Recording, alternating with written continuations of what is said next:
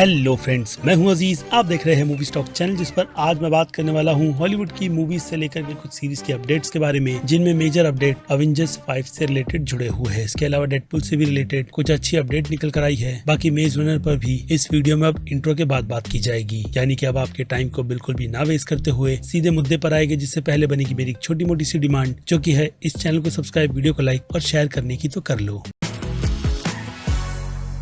So friends, तो शुरुआत ही की जाए सबसे पहले अपडेट से। तो ये अपडेट है मेज रनर के यूनिवर्स से रिलेटेड, जो कि ऑब्वियसली 20th सेंचुरी फॉक्स के बिकने के बाद जब डिज्नी के अंडर आया था, तो उनकी तरफ से ये बात काफी फोर्स के साथ कंफर्म की गई थी। हाँ, बॉब आइगर की ही तरफ से कि वो लोग काफी बड़ी से बड़ी आईपीज पर ही ध्यान देंगे, क्योंकि ऑब्वियसली डिज्नी की सिचुएशन फिलहाल तो ज्यादा एक्सपेरिमेंट करने की नहीं है, जो कि उन्होंने मार्वल्स के साथ साथ अपने पूरे डिज्नी के यूनिवर्स को लेकर के कर दिया है, या फिर कहूँ एक हिसाब से सत्यानाश। इसलिए फॉक्स यूनिवर्स की काफी आइकॉनिक आईपीज जैसे कि predator, alien, planets of the apps, और अब बारी आई है मेज रनर की, जो कि पहले तो हॉलीवुड रिपोर्टर वालों की तरफ से ये बात कंफर्म कर बताई गई कि इसे रिबूट किया जा रहा है। जो बात सुनकर डेफिनेटली मैं क्या, इस पूरी ट्रिलॉजी को देखने वाले सभी के सभी फैंस भी कहीं ना कहीं डिसअपॉइंट तो हो गए ही, लेकिन वो कहते हैं ना कि अंदर एक अलग सी उम्मीद भी जग जाती है इसी यूनिवर्स को लेकर के। अब अगर इसे रिबूट की राह पर डाला जा रहा है, तो उसमें कितने सारे अच्छे से अच्छे चेंजेस किए जा सकते हैं। रीजन की बात करूँ तो वक्त बदला है, और स्ट्रीमिंग प्लेटफॉर्म्स को लेकर के ऐसे काफी अच्छे यूनिवर्स को और भी बेहतरीन तरीके से लोगों के सामने रखा जा सकता है, जिस मामले में इस फिल्म का फर्स्ट पार्ट अब भी मेरी नजर में बहुत ही ज्यादा बेस्ट है, और सेकंड कहूंगा कि थोड़ा सा मिड, जिसके बाद थर्ड पार्ट ने अपनी पेस्टिंग इस सीरीज को एंड प्रॉपर तरीके से कर की थी। लेकिन फिर भी मैं चाहता था कि इस यूनिवर्स में बिल्कुल ही पहले पार्ट की तरह कई सारी चीजें बहुत ज्यादा अच्छी हो। जिसमें अब बात की जाए फिल्म के डायरेक्टर,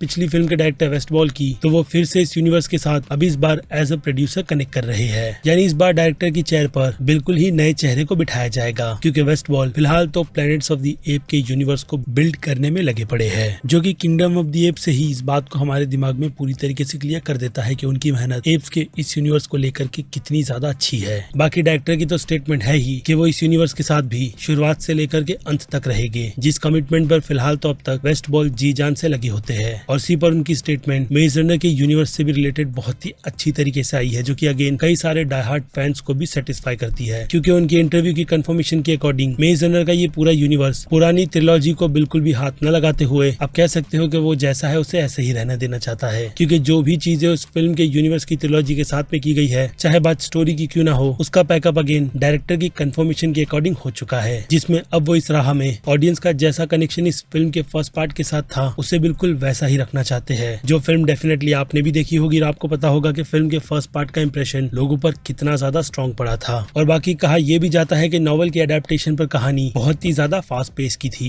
इसलिए अब डिज्नी के टाइप के साथ, जैसे कि मैंने कहा, फिल्म की पहली नॉवल को बहुत ही अच्छी तरीके से एक्सप्लोर किया जाएगा, जिसके बाद जाकर के इस यूनिवर्स की बाकी की जो 4 और नॉवेल्स है उन पर भी काम किया जाएगा। लेकिन अभी के लिए तो टाइटल के अकॉर्डिंग मेज रनर के कॉन्सेप्ट पर ही फोकस किया जाएगा, ताकि जैसे कि मैंने कहा, लोगों को इसके यूनिवर्स से और भी काफी ज्यादा डीप डाइव करके ये बताया जाए कि ये है कितना अमेजिंग। जिसके बाद आ जाए डेडपूल और वुल्वरीन फिल्म पर, तो अब इस फिल्म को इंटरनेशनली आर रेटेड का टैग मिल गया है, यानी strongly blood violence, bad languages, गोर, और वो कहते हैं ना कि थोड़े सेक्सुअल रेफरेंस भी हो गए, जिसे अब इंडिया में सेंसर बोर्ड एडल्ट का सर्टिफिकेट देगा या नहीं, वो तो आने वाला वक्त ही बताएगा, यानी कि 26 जुलाई, जिस दिन ये फिल्म ऑफिशियली रिलीज होगी। बाकी हाँ, रिलीज से याद आया कि सिनेमा कॉन में इस फिल्म के जो साइलेंट योर फोन वाली क्लिप को दिखाया गया था, वो अब ऑफिशियली ऑनलाइन रिलीज कर दी गई है, लेकिन अनफॉर्चुनेट हिंदी में नहीं।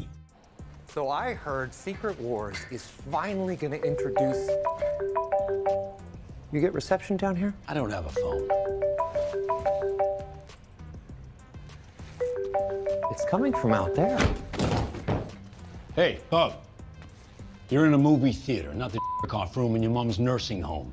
So turn your phone to silent, or I'll shove it so far up your you'll have to answer it through your. No. Easy now. Easy now. So much testosterone. It's. God, when you yell like that, it makes my vibrate. At least I think it's my. Listen, just turn your phones off or put them on silent. You know, whatever you prefer. I'm gonna take his neck veins for a walk now. Enjoy the film. Nice fourth wall break back there. I didn't think you had it in you. Shut your mouth. No. They do not like that word in America or Canada or the Netherlands.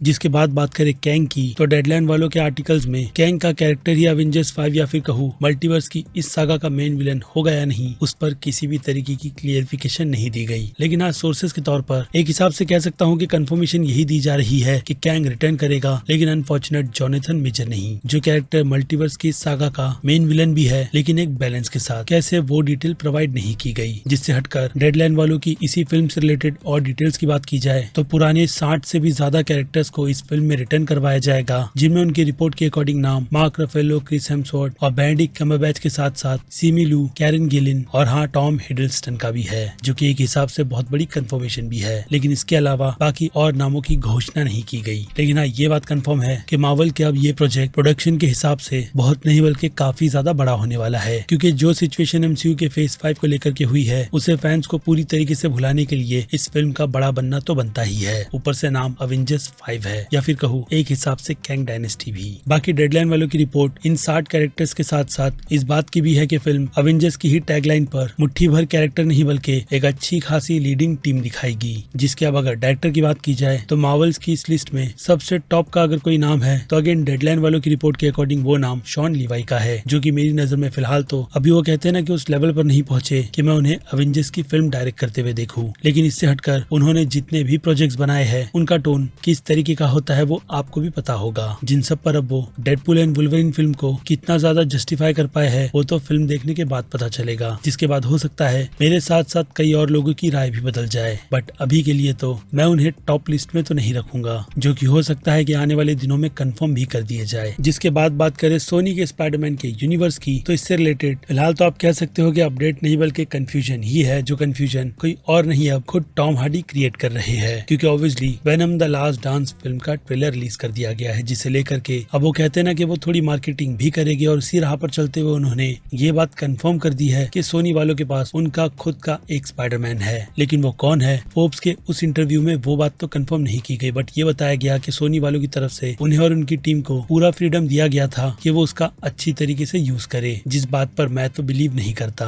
लेकिन Tom Hardy के beliefs के according उन्हें वो सब कुछ करने मिला है, हाँ इस बार, जो वो असल मायने में इस यूनिवर्स के साथ करना चाहते थे। लेकिन क्या, अगेन क्वेश्चन मार्क तो क्रिएट किया गया है। लेकिन स्पाइडरमैन कौन होगा वो बात आप मुझे कमेंट में लिख कर बताना। जिन सब से हटकर अब सीधे सीधे क्विक अपडेट्स की बात की जाए तो डैनियल ब्रूट एके बैरन ज़ीमो ने खुद के रिटर्न की इच्छा जाहिर की है, जो कि उनके चाहने ना चाहने से पॉसिबल तो है नहीं, क्योंकि वो ऑलरेडी एमसीयू के यूनिवर्स में एग्जिस्ट करते हैं और जल्द ही हम उन्हें इस आइकॉनिक कैरेक्टर में फिर से रिटर्न होता हुआ देखेंगे। और इससे हटकर डैनियल की रिपोर्ट की बात की जाए तो वार्नर ब्रदर्स बारबी के 1 बिलियन के आंकड़े के बाद इस फिल्म के सीक्वल पर जल्द से जल्द काम शुरू करना चाहता है, जो काम वो फिल्म की पुरानी राइटर डायरेक्टर ग्रेटा ग्रेविक के बिना भी करेगा, अगर खास करके वो रिटर्न ना करना चाहे तो। और फिर बात की जाए पीकी ब्लाइंडर की मूवी की, तो नेटफ्लिक्स वालों की तरफ से उसे ग्रीन लाइट दे दिया गया है, जिस फिल्म में हम किलियन मर्फी को तो देखेंगे ही, साथ साथ वो अब इस फिल्म के प्रोड्यूसर भी है, जिसकी कहानी लिखने का काम स्टीफन नाइट को ही दिया गया है। बाकी फिल्म डायरेक्ट टॉम हॉपर करेंगे, जिसकी फिल्मिंग इसी साल जल्द से जल्द शुरू की जाएगी। और अब जबकि फिल्मिंग प्रोडक्शन की बात हो ही रही है तो रियान गॉसलिन और सैंड्रा होलर की फिल्म प्रोजेक्ट हेल मोरी अपने ट्रैक पर आगे बढ़ चली है, जिसे फिलिप लॉर्ड्स और क्रिस मिलर मिलकर बना रहे हैं। और ये प्रोजेक्ट असल में एक साइफाई थ्रिलर है, जिसके सिनेमेटोग्राफर ग्रेग फ्रेशर है, जो फिल्म ऑफिशियली नेक्स्ट ईयर 20 मार्च को रिलीज होगी। और फिर इसके बाद बात करें नाइफ्स आउट के यूनिवर्स की आ रही film wake up dead man की, तो इस फिल्म की कास्टिंग को लेकर के पहले तो बड़े नाम बिल्कुल भी इंक्लूड नहीं किए गए थे, लेकिन उसके बाद इस फिल्म में अच्छे अच्छे एक्टर्स जिस तरीके से मर्ज किए जा रहे हैं तो उनमें 2 बड़े नाम जेरेमी रनर और जॉर्ज पॉलिन का है। इसके अलावा मिला कनुस और अभी रिसेंटली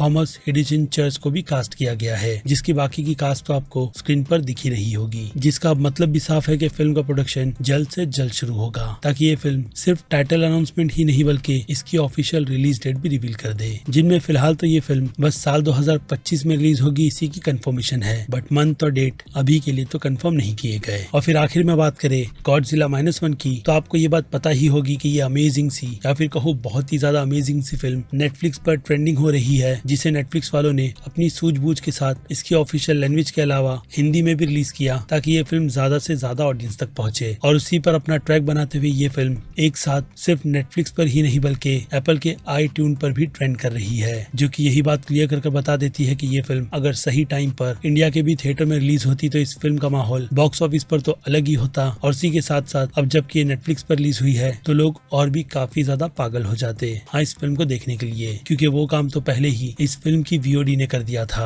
यानी जुगाड़ वाले मसले पर कई सारे इंडियंस ने इस फिल्म को पहले ही देख करके अपना काम चला लिया था। लेकिन अब जबकि ये फिल्म ऑफिशियली रिलीज हुई है तो आपकी क्या राय बनती है वो आप मुझे कमेंट में लिख कर बताइएगा, क्योंकि अब वक्त है मेरी तरफ से इस अपडेट की वीडियो को यहीं पर दी एंड करने का। बाकी मैं हूँ Aziz, movie stock channel like share और सब्सक्राइब भूलना मत। मिलूंगा जल्दी दूसरी किसी वीडियो में। Till then bye.